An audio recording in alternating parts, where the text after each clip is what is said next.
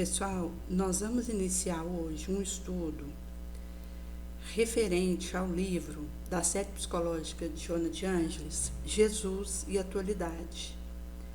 Nós vamos hoje iniciar pela introdução do livro e vamos também iniciar estudos de outros livros da série psicológica em outros dias. Então, a gente já está no Conflitos Existenciais, fazendo, que estava na quinta, nós vamos estar fazendo na quarta. Vamos iniciar o estudo do Homem Integral e do livro Plenitude e Jesus e o Evangelho à luz da Psicologia Profunda. Para esse momento, e nós estamos fazendo o estudo na sexta de recortes enquanto capítulos da coleção A Vida do Mundo Espiritual, e na segunda, a Revista Espírita. E para nós iniciarmos esse livro, a Joana vai trazer um pouquinho na introdução acerca do profundo conhecimento que Jesus tem da psique humana. Por isso ele penetrava com segurança nos cefalhos do indivíduo, descobrindo reais causas de aflições que o inconsciente de cada qual procurava escamotear. Não se permitia derivativo nem adiamento, enfrentando as questões com um critério elevado de sabedoria, que desnudava as mais intricadas personalidades psicopatológicas e propunha com rigor a terapia compatível. E daí Jesus ele trazia a elucidação quanto à responsabilidade pessoal e eliminando a sombra projetada sobre a qual alguém se ocultava. E aqui muitos, até porque essa sombra projetada em que eu posso me ocultar, isso acaba que é um movimento de escamoteio, que muitos de nós realizamos, para não olharmos para a nossa questão. Inclusive, a reflexão da série psicológica, considerando as elucidações da doutrina espírita, fazendo o estudo da psique humana, isso é uma proposta que Jesus nos traz para nos ajudar a lidarmos conosco mesmo. Por isso que estudos como esse que a gente faz é pela nossa necessidade mesmo.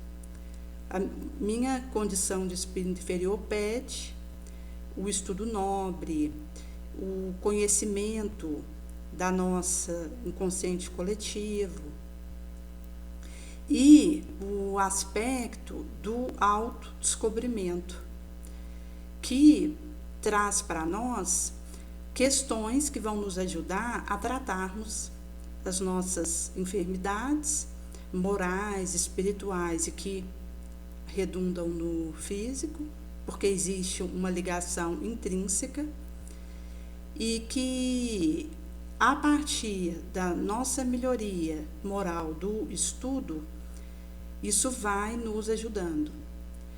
E Jesus, ele conhecia profundamente a mente humana. E é por isso que quando ele lidava com alguém, ele trazia a terapia compatível para o indivíduo e os alertas.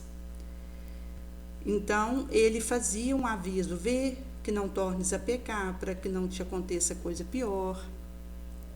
Vai em paz, a tua fé te salvou. Porque ele sabia a condição que aquele indivíduo diante dele tinha, estava e o que ele precisava para seguir de forma promissora. Por isso que alguém que já tivesse uma fé importante e que tivesse dentro de si essa relação sadia com Deus, ele dizia: a sua fé te salvou, vai em paz. Mas alguém que ainda estava numa situação de vício, de falta de fé, falta de esperança, falta de caridade, Jesus ele vai trazer o alerta para o indivíduo não voltar para a aldeia, não voltar para situações que o arrastam para novos vícios, novas redes sombrias, porque aí o indivíduo cairia numa situação pior. Jesus, conhecedor disso, ele trazia em cada recorte que ele estava esse aspecto a partir das palavras dele para o indivíduo na sua frente. E é nesse sentido que a psicologia profunda, por um processo mais demorado, chega à mesma conclusão que Jesus lograva com facilidade há mais de 2000 anos.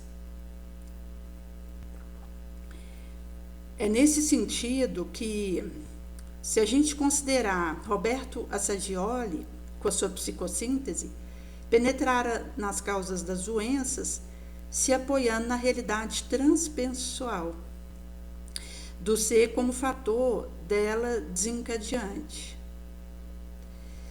Já Abraham Maslow descobriu a psicologia do ser, abrindo espaço para o seu entendimento profundo em relação à psicogênese da doença que deteriora a personalidade do indivíduo.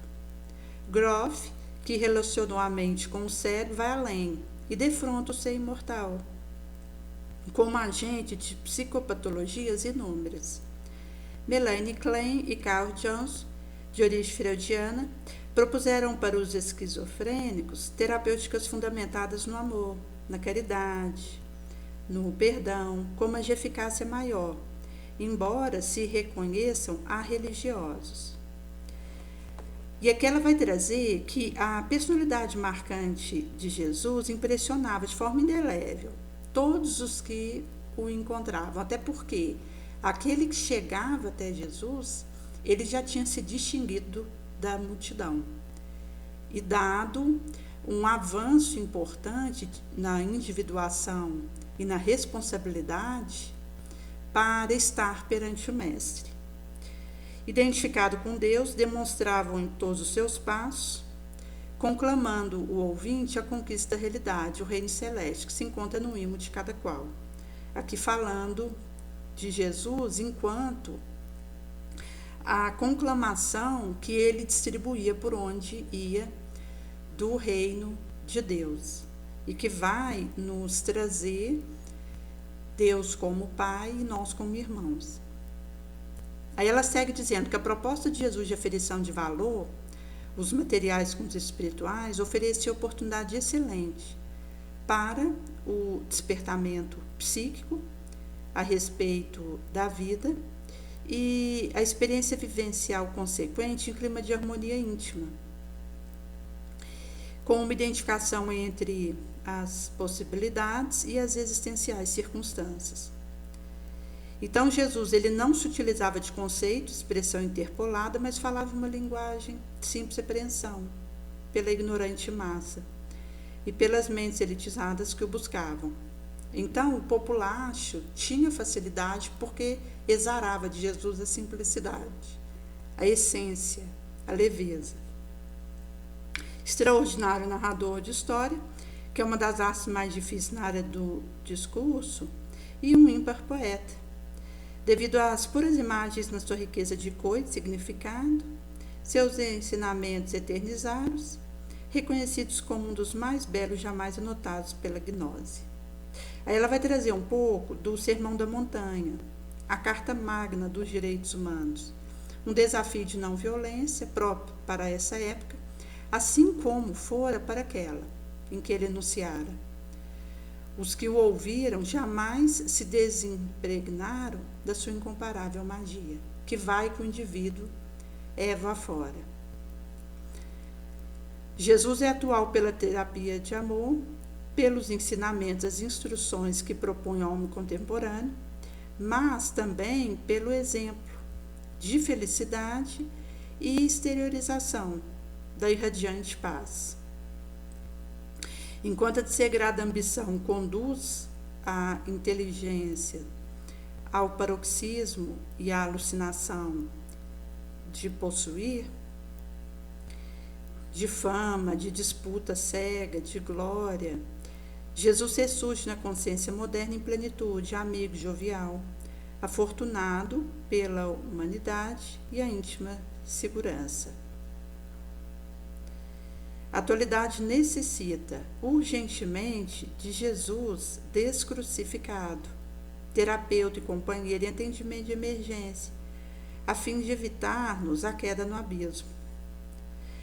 A partir dessa inadiável questão, então, vão ser apresentadas situações contemporâneas que aturdem o povaréu, buscando resposta de conduta na terapia do mestre, cujos resultados vão irradiar a paz, a saúde, a felicidade, como experiências ainda não fruídas, coletiva e individual, pelos terrícolas.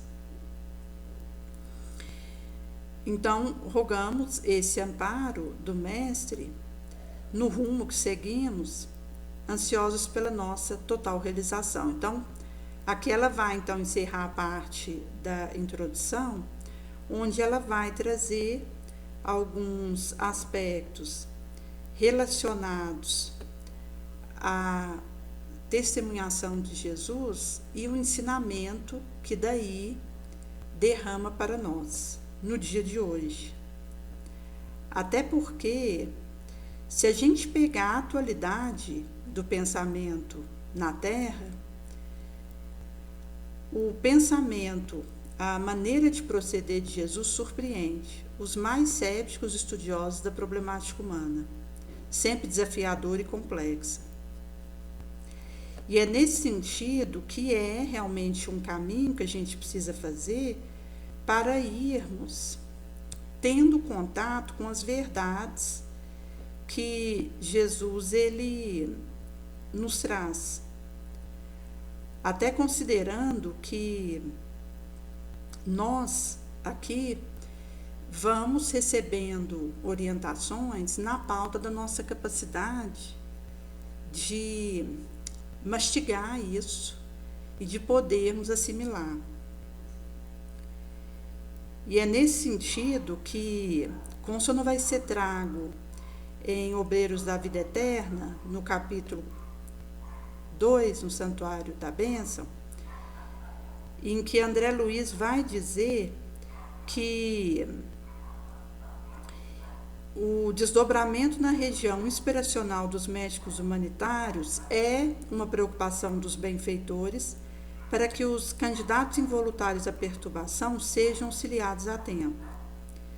Depois que se verifica uma loucura propriamente dita, na maioria dos casos, termina o processo da desarmonia psíquica.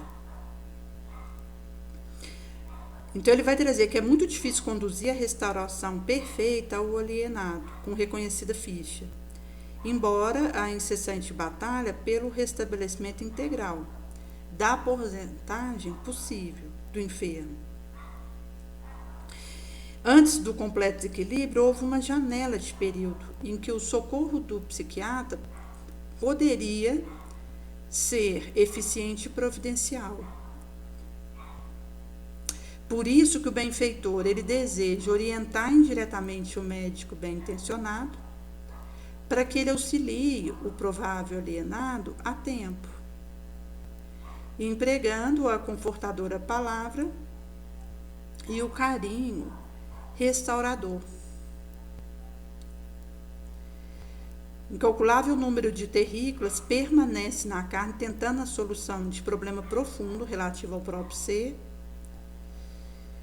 relacionando as conclusões dos anais de tratadistas humanos, cujos pontos de vista divergem por menor, na esfera do aperfeiçoamento terráqueo, ele vai trazer 5 classes de psicoses: a de natureza paranoica, mitomaníaca, perversa, ciclotímica e hiperemotiva, englobando respectivamente mania de perseguições, delírio de grandezas, desequilíbrios, fraqueza de moral ordem, histeria, mitomania, que está ligado à mentira, ataque melancólico, fobia e crises angustiosas.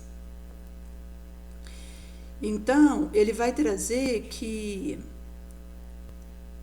em muitos casos, nós precisamos divulgar o conceito moralizador da personalidade congênita em processo de melhoria gradativa, espalhando enunciados novos que atravessem a zona de falíveis raciocínios do indivíduo e lhe penetrem o coração, restaurando a esperança no eterno porvir e revigorando-lhe o ser em suas bases essenciais, que é o aspecto de sair de uma definição nomenclatural, porque ele vai dizer que essa definição científica possui o recurso de diagnosticar e analisar minudência anatômica.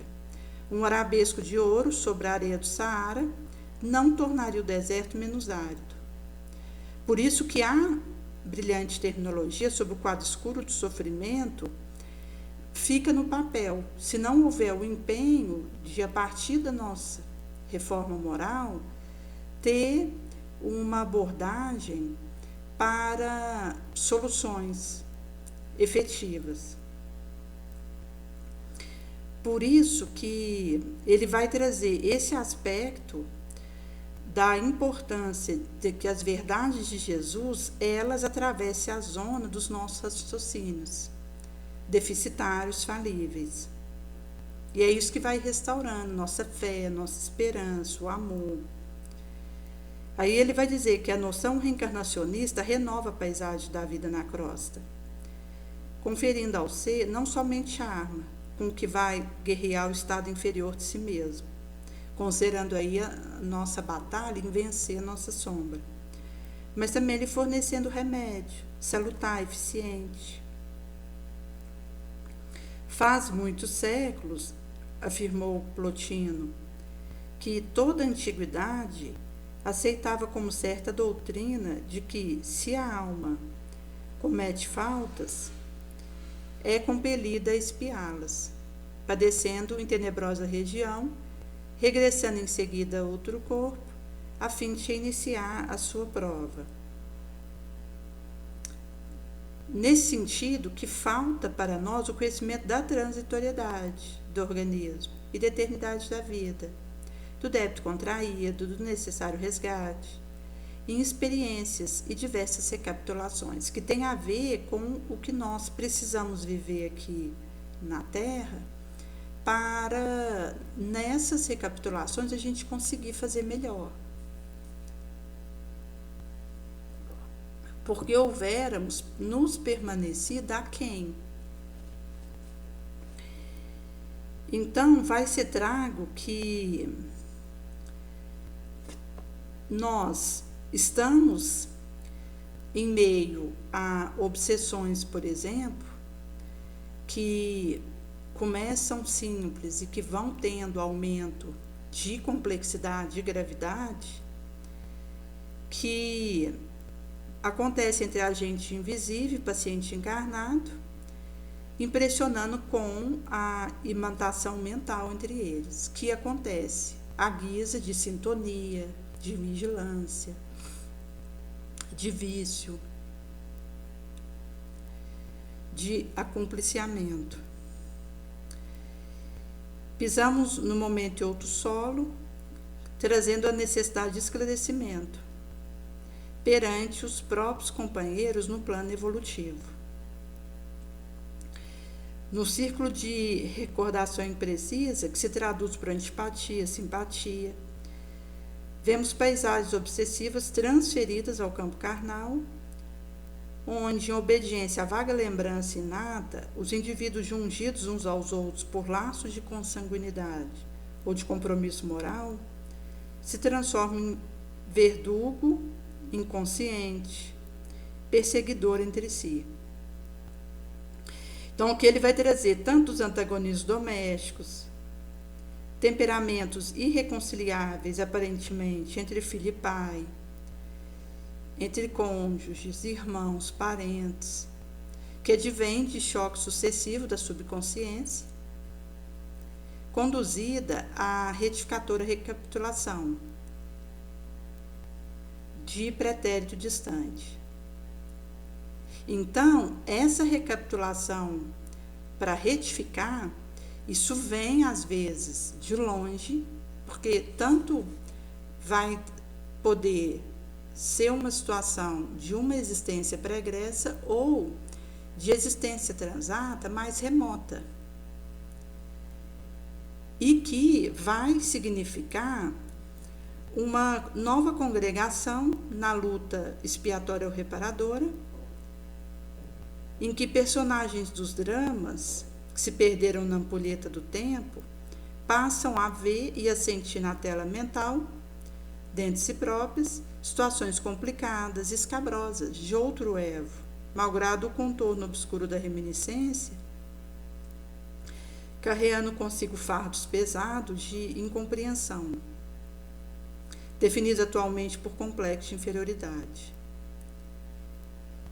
Porque o indivíduo, do momento que ele contorna obscuramente a reminiscência, ele acaba que vai poder se sentir incompreendido, inferior, vítima, por aquilo que ele está vivendo nesse reencontro, nessa recapitulação.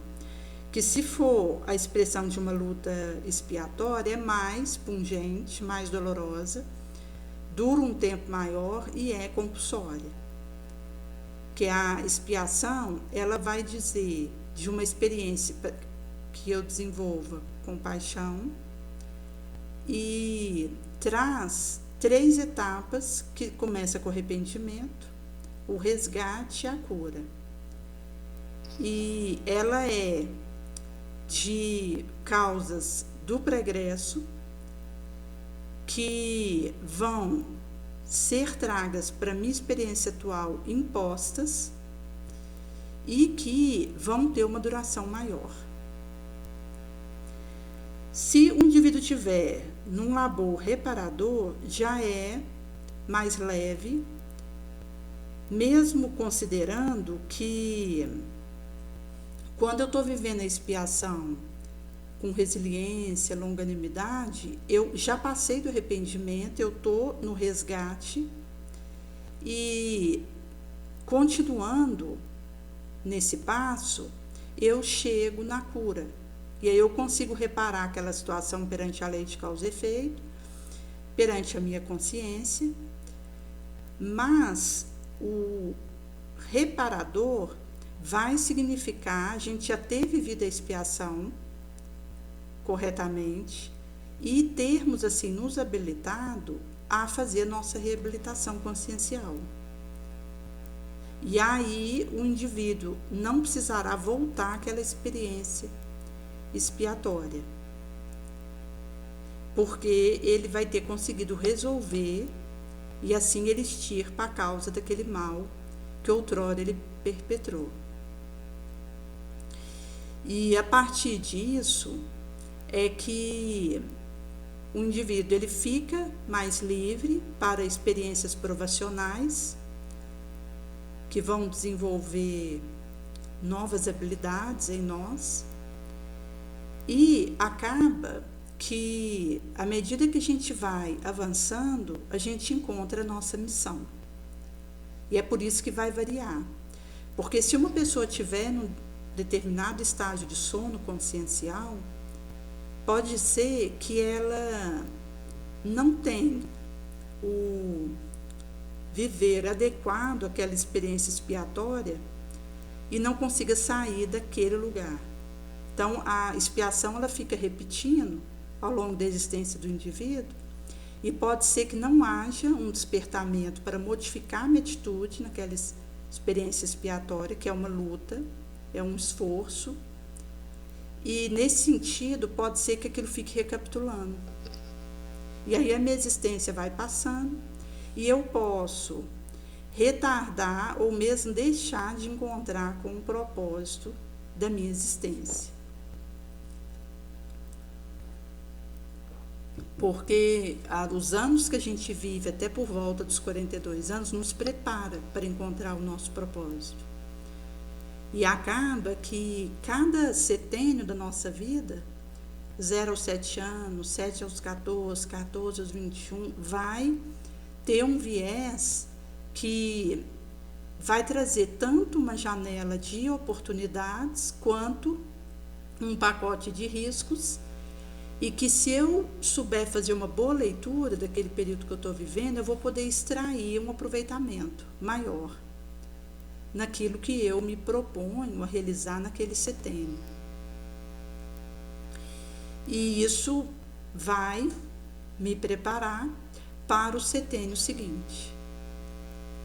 Por isso que, se o indivíduo ele chega e por volta dos seus 43 anos ainda não tem a clareza do seu propósito, ele precisa correr atrás disso, porque o tempo está correndo e nós não sabemos quando nós iremos embora daqui. E é nesse sentido que implica esse estudo com a nossa realidade, porque não existe um propósito enlatado. Isso é individual como uma digital, porque cada um tem uma experiência de vida, suas habilidades, as suas fraquezas, suas qualidades, os seus defeitos, isso é individual de cada qual. E é por esse motivo que nós estabelecemos os nossos sentimentos, o nosso estado de humor, a partir de uma série de variáveis que compuseram a nossa trajetória até aqui. E o cérebro, ele tem uma capacidade curiosa de ir apagando o registro que eu uso pouco. Então, se existe um determinado caminho que um indivíduo tem costume de fazer, que é toda vez que alguém o fecha no trânsito, ele xinga, acaba que o cérebro vai aprendendo que esse é um caminho que o indivíduo usa de forma recorrente e acaba gravando. Então, a próxima vez que alguém fechar esse indivíduo no trânsito, já vai ficar mais difícil para ele não xingar, porque o cérebro, ele gravou aquela maneira de agir e vai usar mais rápido aquela atitude. E isso vale para uma atitude positiva. Então, pegando o caso desse indivíduo, se ele deseja não xingar e se manter paciente quando alguém o fecha no trânsito, ele vai ter que fazer uma mudança de hábito. No início vai ser mais difícil, a gente tem aí uma janela de 21 dias para mudar um hábito. Para a mudança de um paladar, é em torno de 14 dias, que é o tempo que a papila gustativa ela é substituída. Então, às vezes a pessoa toma café com açúcar e quer tirar o açúcar, porque o café ele tem o dulçor natural. Quando a gente acostuma sem o açúcar, é melhor, até o paladar melhora.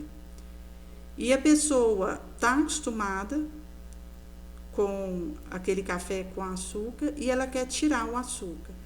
Se ela der 14 dias, ela consegue fazer a retirada do açúcar. Em 14 dias ela pode sentir o amargor, dificuldade, mas passando essa janela, ela substitui a papila gustativa e ela começa a sentir o dulçor natural do café.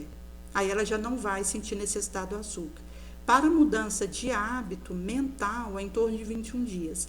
Então, um indivíduo que costuma vociferar quando alguém o fecha no trânsito e quer modificar esse comportamento, no início vai ser mais difícil, porque ele ainda não construiu um novo hábito para substituir o hábito que ele tinha. Daí que, se ele for persistente e for passando os dias e ele conseguir, diante de alguém que o fecha no trânsito, permanecer em silêncio, contar até 10, rezar um Pai Nosso, uma Ave Maria, momento de introspecção em que ele consegue segurar a sua ira, com o tempo o cérebro ele vai gravando uma nova maneira de agir quando alguém fecha no trânsito. E aí, passando um mês, 2 meses, vai ficando mais fácil. Não que fique uma coisa instantânea, porque o nosso estágio evolutivo ainda não nos permite interromper a vigilância. Mesmo que eu introduza um hábito positivo, que é a custa de esforço, suor, eu preciso continuar vigiando o nascedouro dos meus sentimentos, porque eu posso ser pega de assalto. Seja, inclusive, pelo sequestro da amígdala, que é outro movimento que pode acontecer aqui, não a amígdala que está na garganta, mais a amígdala cerebral, que o indivíduo ele tem reação desproporcional à situação cotidiana, porque se sente constantemente ameaçado. Nesse sentido que a questão de substituir um hábito negativo por um hábito positivo demanda tempo, e se eu estou começando essa substituição é mais difícil. Se eu persistir, pela olhar, vigiar, orar, o evangelho no lar diário, um copo de água para fluidificar, o autoconhecimento, a leitura edificante, o trabalho útil, isso vai me ajudando a fazer a substituição de um comportamento lesivo que eu tenho, e se eu persistir no comportamento bom, isso vai ficando mais fácil ser realizado por mim, porque o meu cérebro vai me ajudando. Ele vê que eu estou repetindo aquilo que é positivo, então ele vai apagando o caminho ruim que eu tinha para lidar com uma situação e grava o caminho melhor que eu estou insistindo nele. Então mostra essa plasticidade que a gente tem neuronal, e que inclusive atualmente está ligado à epigenética, porque hoje sabe-se que o gene ele não é veredito, porque eles vão funcionar à guisa de botões, que o indivíduo pode ligar e desligar. É nesse sentido que alguém que está sendo gestado, esteja aí 7 meses de gestação, aquilo que a mãe vive enquanto está esperando ele, e o ambiente que ele esteja, aquilo que acontece na interação entre os pais, irmãos se existem, parente, vizinho, ele vai acompanhar aquilo que está acontecendo, e aquilo que ele interpreta que ocorre funciona à guisa de acionar gene e desativar gene. Então, por exemplo, se a gente pegar a espécie humana, foi feito o estudo do nosso genoma, que foi completado, e descobriu-se que entre a gente e um chimpanzé, 98% dos genes são iguais. Entre nós e uma batata, 80% do gene é igual. Então, foi percebendo que as nossas diferenciações não estão nos genes, mas em ativações e desativações que acontecem e que passa pelo nosso estado de humor, pelo nosso pensamento, pela nossa vontade. Porque quando o indivíduo ele opta por uma conduta de raiva, acaba que ele vai ter uma subida do sangue para a área superior do corpo que tira a lucidez dele, em torno de 1 minuto. Se ele conseguir segurar a raiva por esse 1 minuto, dominando a si próprio, ele já acalma, e aí ele consegue ver novamente a situação para agir com lucidez, com correção. Nesse sentido que a experiência de genes que podem ser acionados ou não estão ligados às opções que o indivíduo faz e escolhas emotivas, afetivas, mentais, espirituais. Porque se eu opto pelo sentimento, por exemplo, da crueldade, acaba que isso faz uma disrupção no microRNA que leva aos xerox dos genes que vão ser produzidos, as receitas que estão ali, a intensidade que essas fotocópias vão acontecer dessas receitas e para onde isso vai ser levado, que chega um momento que vai acontecer uma aceleração tal nesse processo que gera inflamações de diferente porte. Então, isso pode redundar em imunossupressão, pode redundar em câncer, porque vai acontecer disruptura na divisão de uma célula, pode redundar em estados de humor adoecidos, que vão ser tragos como transtornos de pânico, de ansiedade, de bipolaridade, da depressão, que aqui é trago como um transtorno monopolar, mas a gente tem o transtorno bipolar, que vai intercalar a euforia com a depressão. E outros que vão trazer alterações orgânicas na ativação e desativação dos genes, que importa a epigenética, e que podem levar a anomalias redundando em adoecimentos gravosos, porque está ligado intimamente a mente com o corpo. Um vai refletir no outro. É por esse motivo que, quando a gente fala em psicose, isso é uma ferida na personalidade do indivíduo.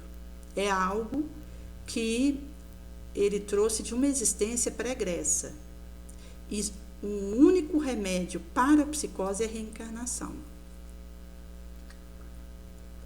Então, se alguém tem um transtorno psicótico, ele pode controlar e precisará isso ser feito com uma medicação, com a parte espiritual, que é o cimento, o caminho para o indivíduo ir fazendo uma autoabordagem, a utilidade, a terapia. Mas ele vai fazendo a logração de burilação de excesso no seu comportamento. A cura ele não alcança em uma existência, no caso psicótico. O que vai o auxiliando a sair do transtorno de personalidade é a própria experiência na reencarnação que ele está vivida de tal modo que não sejam agravados débitos e que ele consiga burilação dos próprios excessos e, em sendo assim, uma relativa tranquilidade para atravessar a experiência dele na Terra, para que numa próxima encarnação já tenha alguma possibilidade dele vir sem um quadro psicótico instalado ou com uma psicose mais amena. Agora, a neurose, ela é passível de remissão. Então, um indivíduo que tem um hábito de fumar, ele pode, devido a uma neurose compulsiva, não conseguir ficar sem esse hábito, mas ele pode, pela espiritualidade, a medicação. Inclusive, você tem a substituição de medicação que vai atuar como liberador da necessidade da nicotina no organismo. Existem kits distribuídos no SUS. Daí o indivíduo pode fazer uso desses pensos. Ele pode também usar o aspecto da terapia, porque ele vai aliar uma série de aspectos, inclusive o trabalho voluntário, porque se sentir útil é importante no processo de recuperação. Daí, esse indivíduo, numa existência, ele pode conseguir parar de fumar. Ele estava com um quadro neurótico, ele consegue a remissão pelo seu esforço. Daí, ele faz a desconexão com esse vício e consegue fazer o início da recuperação orgânica, que do momento que o indivíduo para de fumar, já começa eliminando toxina, porque a gente tem a substância mais cancerígena que existe no cigarro. E o indivíduo ele vai fazendo a desintoxicação, em 10 anos ele consegue eliminar o que acumulou o cigarro no organismo dele. Então é um caminho, mas ele consegue remir dessa situação numa existência, com força de vontade, com ação persistente no bem, autoconhecimento. Em sendo assim que o indivíduo indo em busca do seu tratamento, na condição que for, ele já vai conseguir resultado. Porque nada se perde de bom que a gente realiza. E nesse sentido que o aspecto do nosso organismo, ele vai, então, modificando genes que são ativados ou desativados. É por isso que uma pessoa que não tem um gene para o câncer de fígado, ela pode desenvolver câncer de fígado, dependendo do estatuto mental que ela traz, do aspecto da vida orgânica que ela leva, a questão do exercício físico, de uma alimentação regrada, do sono, que são aspectos que auxiliam na recuperação do organismo. Mas, quando a gente fala a questão de uma experiência que precisa de uma resposta rápida, então isso vai acontecer numa velocidade que a minha consciência não capta naquele momento. Então, se eu estiver andando na rua e encontro um cachorro que vem na minha direção latindo e mostrando uma necessidade de fazer a minha defesa, eu vou ter alterações na liberação de substâncias no meu organismo, hormônio, neurotransmissor que vai fazer a comandação imediata, que não passa pela minha consciência imediatamente. Porque eu tenho que ter uma resposta muito rápida para poder correr, subir um muro. E é nesse sentido que vão haver alterações no nosso organismo para ter uma produção mais rápida de energia. E é nesse sentido que esse conjunto de alterações vai dizer de reverberações orgânicas. É por isso que aquilo que a minha mente ela capta ou ela vivencia, o meu organismo vive junto, de alguma forma. É nesse sentido que, quando a gente pensa em saúde integral, isso tem a ver com a espiritualidade, com a sociabilidade, com a utilidade, a vida orgânica. Então, é uma série de aspectos que vai desde o biológico até o espiritual, em que a gente consegue fazer uma equilibração visando uma maior harmonia. É nesse sentido que nós vamos ter as emoções primárias e as necessidades básicas. Daí que as emoções primárias, elas são como um átomo, enquanto que os sentimentos, as emoções, são como moléculas. No caso de um sentimento que se demora por mais tempo, isso pode virar um estado de humor, que pode ser positivo ou negativo, e no caso de negativo, isso raia transtorno. Daí que vai ser trago nesse recorte que nós, ao identificarmos em nós situações e questões íntimas, inapreensíveis aos demais, a gente adquire recordação, não obstante menos precisa, do próprio passado e, inelutavelmente, nos candidatamos à loucura. Por isso que a gente tem uma porcentagem cada vez maior de possível alienado que requer concurso de neurologista, psiquiatra, mas esses se conservam numa posição oposta à verdade, presa à conceituação acadêmica e à rígida convenção de preceito oficial. Esses são os pacientes que interessam aos aspectos do auxílio que Jesus vem trazer. E também estender para tantos outros que fazem as frentes de tratamentos convencionais em ramos diversos da medicina, os aspectos instrutivos que despertam para uma nova maneira de tratar o enfermo, considerando ele tanto na sua dimensão espiritual, emocional, biológica e não apenas o aspecto biológico.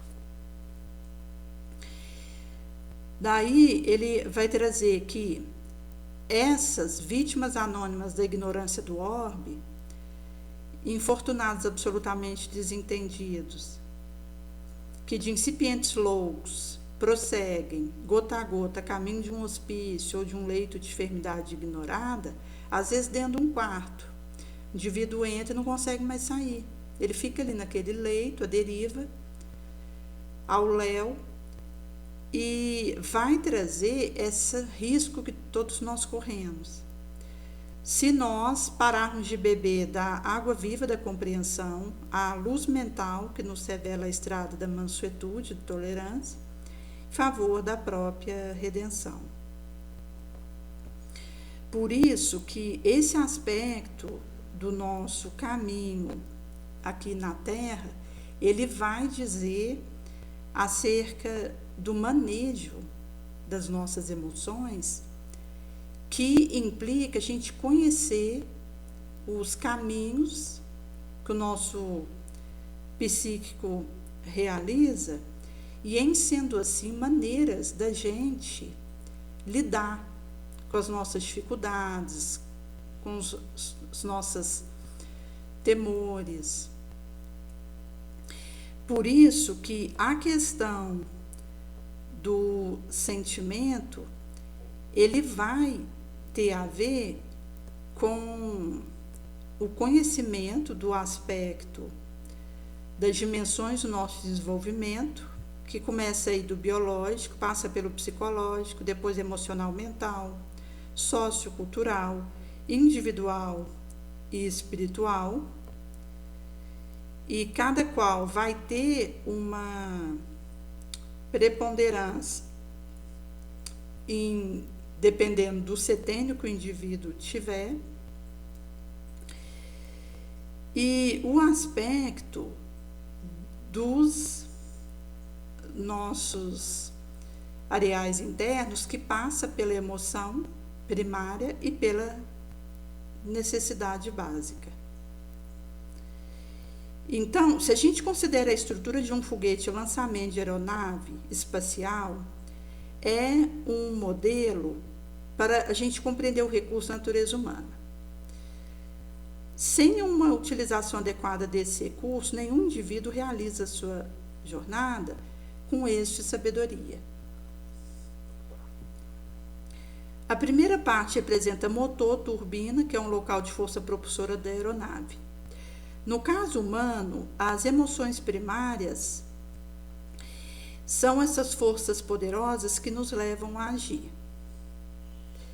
A segunda parte consiste na cabine de comando, que é o local que processa e toma decisão. Em nós, essa área seria a cognição racional, socioemocional, fonte dos significados, da interpretação, onde inputs e dados que obtemos da realidade são devidamente processados e que faz alteração, porque uma coisa que eu vejo, isso vai para a região correspondente do córtex cerebral e lá é que se transforma em imagem, mas nem tudo que eu vejo vira imagem. O cérebro, ele pega alguns aspectos para transformar isso na imagem e, inclusive, para poder cobrir falhas de continuidade para que aquela transformação aconteça. É por isso que um determinado acontecimento, por mim, é contado de uma forma e por um colega é contado de outra. Porque o processamento de cada qual difere e não corresponderá ao que de fato ocorreu.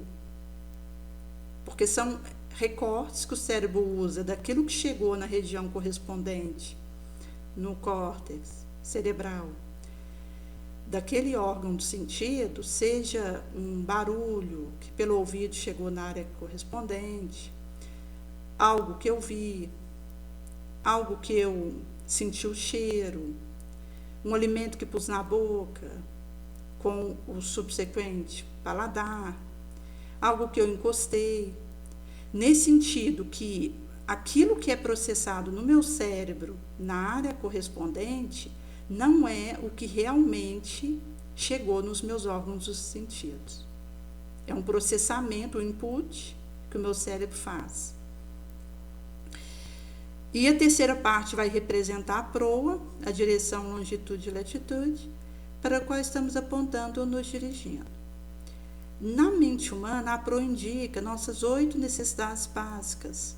Tudo que a gente faz é para atender elas e são o objetivo final das nossas ações. E aí, vai ser trago aqui, as 12 emoções primárias podem ser divididas em 2 grandes blocos, cada qual com 6 emoções. Então, o primeiro bloco, que é o sistema de alerta, refere-se às respostas psicofisiológicas aos estímulos interpretados, como ameaçadores, dolorosos, perigosos, desagradáveis. O segundo bloco, que traz o sistema de recompensa, refere-se às respostas psicofisiológicas a estímulos interpretados como protetivos, agradáveis e prazerosos. Então, que ele vai trazer tanto o sistema de alerta quanto o sistema de recompensa. As 6 emoções primárias vinculadas ao sistema de alerta são o medo, raiva, antecipação, repulsa, solidão e tristeza. São essas emoções que nos levam a adotar um comportamento de afastamento de alguém ou de um objeto que está gerando um estímulo doloroso. Ele vai trazer que cada necessidade básica operará com 2 tipos de emoções, uma do sistema de alerta e outra do sistema de recompensa. A satisfação de uma necessidade básica pode exigir um comportamento de afastamento ou de aproximação. Então, ele vai trazer que diante de um perigo, eu posso fugir, como no exemplo que nós demos de encontrar um cachorro raivoso. Diante desse cão ladrando para mim, eu posso fugir, que seria me afastar do estímulo doloroso. Ou posso me aproximar de uma fonte de segurança e proteção. A emoção é um psicoautomatismo fisiológico que dura entre 9 a 13 milésimos de segundo e representará respostas inconscientes adaptativas ao estímulo percebido. Então, vai ser trago a questão do estímulo dentro do sistema de alerta, que vai trazer esse areal para nós. Então, se a gente tem um estímulo ambiental de perigo e ameaça, emoção primária seria medo. Necessidade básica seria segurança, defesa. Sistema de recompensa ligado à emoção primária, confiança. Ligado ao estímulo ambiental, proteção, auxílio, suporte, apoio. O estímulo ambiental habitual, perigoso ou de ameaça por vir, vai ter emoção correspondente da antecipação, necessidade básica, variedade, sistema de recompensa na emoção surpresa, no estímulo inabitual, desafio. O estímulo ambiental no sistema de alerta, oponente, obstáculo, emoção primária, raiva, ligação iônica, necessidade básica ligado, aquisição, incorporação, conquista, controle. No sistema de recompensa, empatia, ligação covalente. No estímulo, aliado e ponte, recurso, meio, abrigo e atalho. Se a gente traz um estímulo ambiental de malefício, de veneno, a emoção primária vai ser repulsa, desafinidade, desafeto, aversão. Necessidade básica, interação, relação interpessoal. Sistema de recompensa, atração na emoção, nutriente, benefício no estímulo. No caso de um estímulo ambiental no sistema de alerta, de escassez, de perda, de carência, emoção primária, tristeza. Necessidade básica, satisfação. Fruição, processamento. No sistema de recompensa, a emoção primária traz alegria e o estímulo, abundância, plenitude e ganho.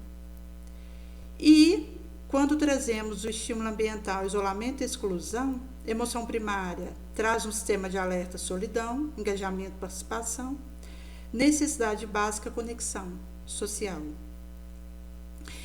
No sistema de recompensa, emoção primária traz estima, SAP, relevância, visibilidade. E o estímulo ambiental traz visibilidade e reconhecimento. Então, trazendo aí um pouco desses aspectos.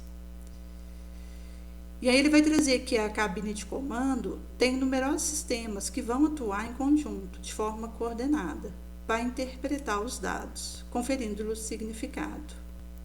É o significado que eu dou à minha vida que comanda a maneira como eu vou viver, as ações que eu vou adotar. Por isso que é uma escolha, não é veredito. Diante de um dado acontecimento, eu posso escolher a paz, a mansuetude, a reconciliação. Daí ele vai trazer que só a principal mudança ser feita não no aspecto exterior da nossa vida, que muitas vezes não pode ser mudado, mas no sistema de coordenadas da mente, nosso mapa cognitivo comportamental. Aí ele vai trazer um pouco do sistema de coordenada da mente, sistema global de crença, sistema de crença específica, sistema de identidade, sistema do desejo central, sistema de contrapeso do medo, sistema de métrica, sistema de veículo e instrumento. E aí ele vai falar um pouquinho da proa, que é a latitude e longitude do alvo. O objetivo final da nossa ação é atender em algum nível nossa necessidade básica. Vão, portanto, constituir o alvo do comportamento, a almejada consequência, a finalidade de toda ação nossa. É por esse motivo que existe aí essa escolha que o indivíduo vai fazer. Visto que, se nós considerarmos, por exemplo, os aspectos ligados aos nossos sistemas de coordenada da mente, no sistema global de crença, a gente tem alguns questionamentos. O que é a vida? De onde eu vim, para onde vou? O que cria a dor? O que é a morte? Qual a função da experiência dolorosa? O que gera prazer em minha vida? O sistema de crença específica vai trazer qual a minha visão sobre uma pessoa específica, amigo, chefe, sobre a minha família, o que penso de riqueza e dinheiro, qual a minha visão sobre emoções. Então, traz um pouco aí desse sistema de específica crença. No sistema de identidade, quem eu não sou, quem eu sou, quem eu quero ser, quanto me autoestimo, como me enxergo, quem é meu modelo, o que eu quero ter, o que há de comum entre eu e o modelo escolhido. Se eu me definisse em uma frase, qual seria? No sistema do desejo central, vai trazer o foco da nossa existência. O que eu quero obter ou conquistar, o que me move, o que me vibra, qual o desejo central da minha vida. Qual a relação desse desejo central com poder, prestígio, prazer e posse? Qual a pergunta que eu sempre faço diante de circunstância e pessoa da minha vida? Qual a relação desse questionamento com algum fato da minha infância? Que desejo está ligado, entrelaçado e conectado ao meu desejo central? E no aspecto sistema de contrapeso de medo, qual é o meu maior medo? Como eu encaro a morte? Como eu lido com o envelhecimento, abandono? Que tipo de situação eu procuro evitar a qualquer custo? O sistema de métrica vai trazer sobre o que precisa acontecer para que eu me sinta odiada, respeitada, desrespeitada, amada, reconhecida. Para que isso esteja em um grau satisfatório ou insuportável, quais elementos precisam estar presentes, porque até aquilo que é irrelevante para mim tem a ver com o que eu elejo como essencial. Então, é esse aspecto, por exemplo, que nós comentamos do sequestro da amígdala. Porque o indivíduo, às vezes, pelo olhar de alguém, ele já pode partir para cima, em agressão física. Ele tem uma reação desproporcional com a realidade. Mas, do momento que o indivíduo ele nutre sentimentos de bondade, de abnegação, de perdão, ele já não vai ter como algo que tem peso uma agressão que venha de fora. Daí isso vai modificando a maneira dele interpretar o que acontece, porque aquilo que é importante para mim vai modificar a maneira como eu enxergo a minha trajetória. É por isso que uma mesma experiência entre duas crianças, uma pode encarar como negativa e a outra positiva. Porque tem a ver com o que é importante para cada qual, aquilo que cada qual elege e o mapa que cada uma faz mentalmente a partir das figurinhas daquele acontecimento, que é do nosso livre-arbítrio. Eu posso, numa situação desafiadora, difícil, fazer uma interpretação positiva do aprendizado que eu tive, da força que eu desenvolvi ao viver aquela experiência. É por isso que quando a gente olha para um adulto que participou na nossa infância culpando por alguma coisa, eu preciso culpar também por algo positivo. Então, uma criança que volta para sua infância e culpa uma mãe por não ter estado presente na sua infância, ter deixado ela com uma avó e ter ficado muito envolvida com trabalho, com noitada e não ter sido presente na vida dessa criança. Do momento que ela culpa essa mãe pelo abandono em que ela se sentiu, ela também precisará culpar essa mãe por ter dado a vida para ela, por ter dito sim para a sua vinda. É nesse sentido que, do momento que a criança ela consegue ver o que de bom aconteceu, ela pode mudar a interpretação, e isso interfere na maneira como ela vê o presente, como ela enxerga a si mesma, como ela enxerga o outro. E o sentimento de gratidão que ela vai conseguir nutrir pela situação, mesmo que tenha sido difícil. Então, ela passa numa percepção de que a mãe não abandonou, a mãe saiu para trabalhar. A mãe saiu para se divertir com colegas. E que aquilo que ela viveu junto com a avó a ajudou a desenvolver mais independência, a ter um conhecimento melhor de situações de vulnerabilidade para ela. Com isso, ela aperfeiçoou a autoproteção, caminhos diferentes para lidar com o estresse, com maior tolerância. Nesse sentido que a dificuldade, dependendo de como eu interpreto, eu passo a ser grata por ela.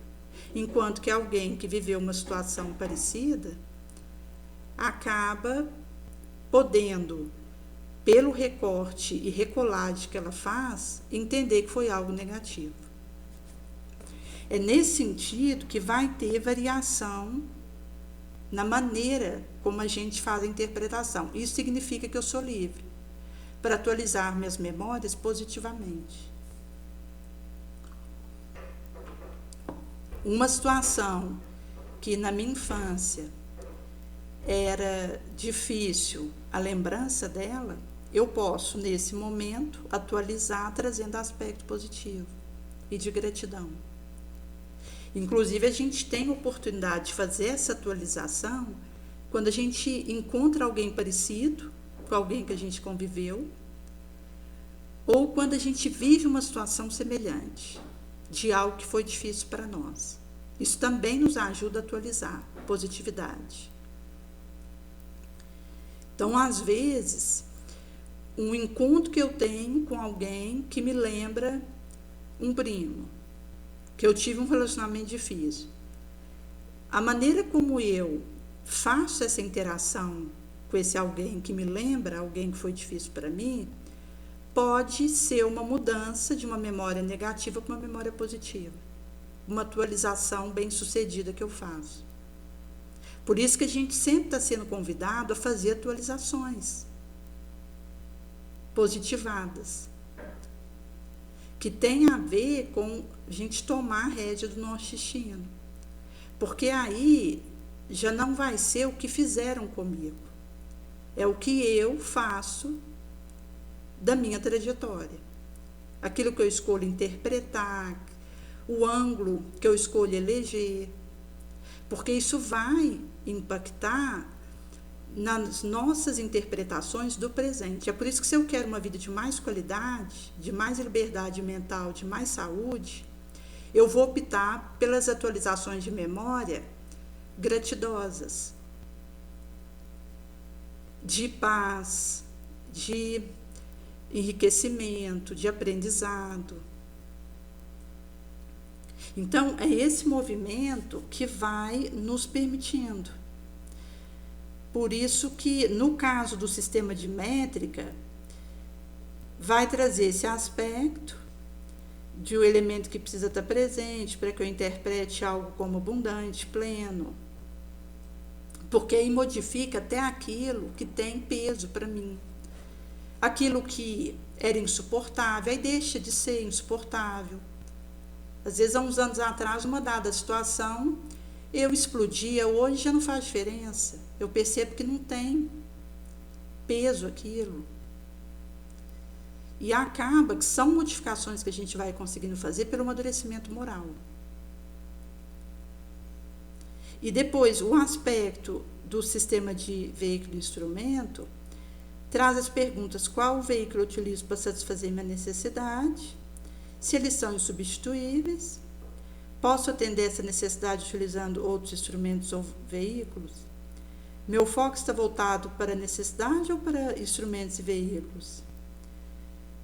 Quais desses são mais valorizados na sociedade em que vivo? Estou escolhendo meu veículo ou apenas seguindo o padrão da sociedade?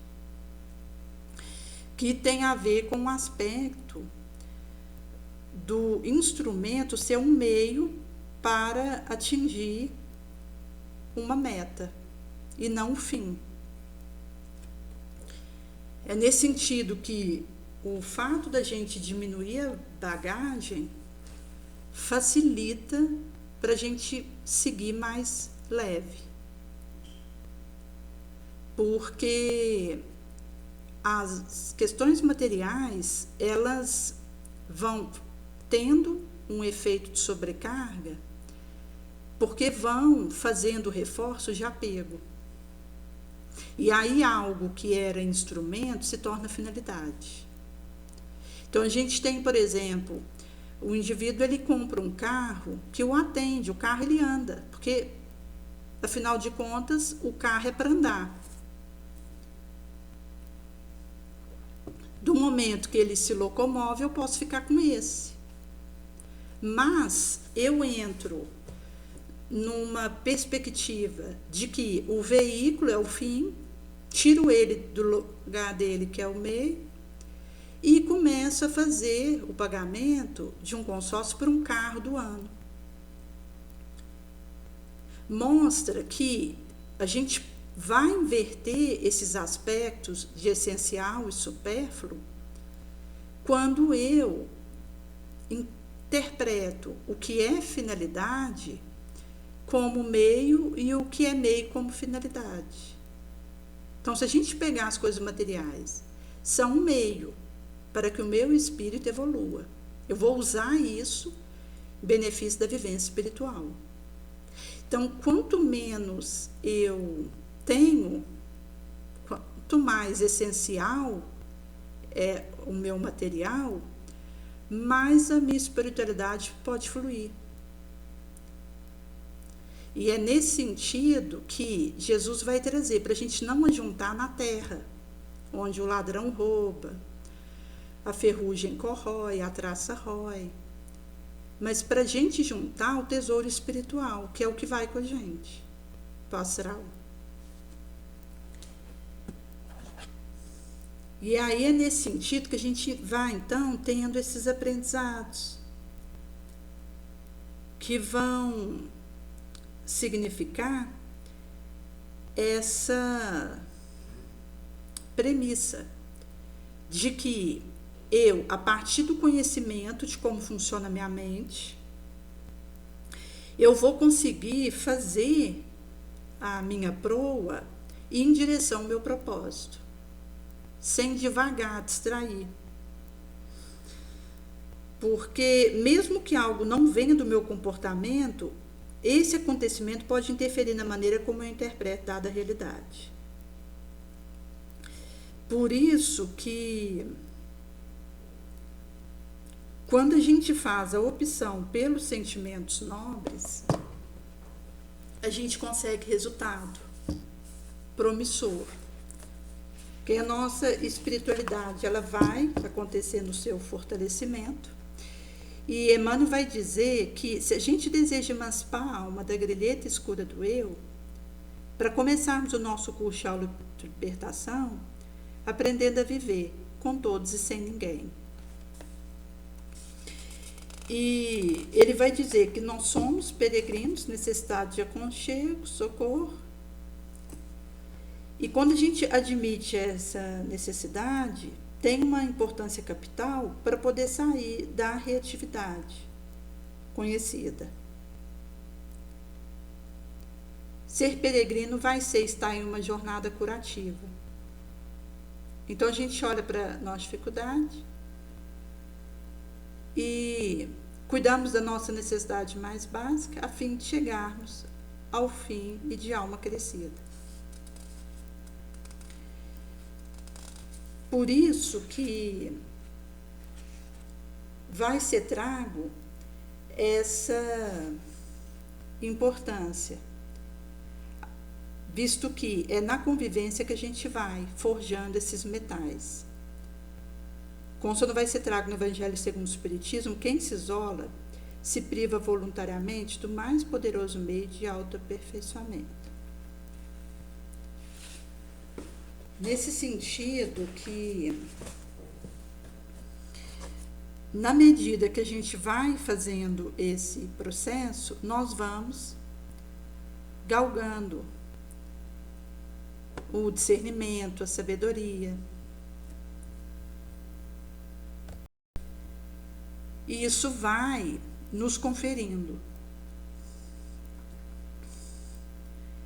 Em sendo assim, que quando a gente encontra um tombado na estrada, bastará o ferimento da queda. Quem faz o mal, chega o fosso do remorso ou comburir, o mal. Jesus nos ensinara o amor sem linde, mas caminharemos com justiça na estrada das lutas próprias. Mas o padrão de Jesus usa uma justiça que não agrava o problema do devedor. Ao invés disso, reconhece a necessidade, que o recomenda a compaixão, sem furtar dele a possibilidade de ajuste. É nesse sentido que, quando Judas estava enredado na treva pela imprudência, Jesus não endossa desforço ou condenação. Ele confere a cada qual o que lhe compete, segundo a melhor consciência, transformando a justiça a fazer-se virtude. Por isso ele vai dizer em Mateus 5,20, se a vossa justiça não exceder dos fariseus e escribas, de modo nenhum entrareis no reino dos céus. Em sendo assim, a nossa proposta será realmente essa. E vai nos trazer que, ao darmos esse passo do amor ao inimigo, aplicaremos sublimamente. Porque se o amor ao próximo é o princípio caridoso, fazê-lo ao inimigo sublima. Porque essa virtude é uma das maiores vitórias alcançadas sobre o orgulho e o egoísmo.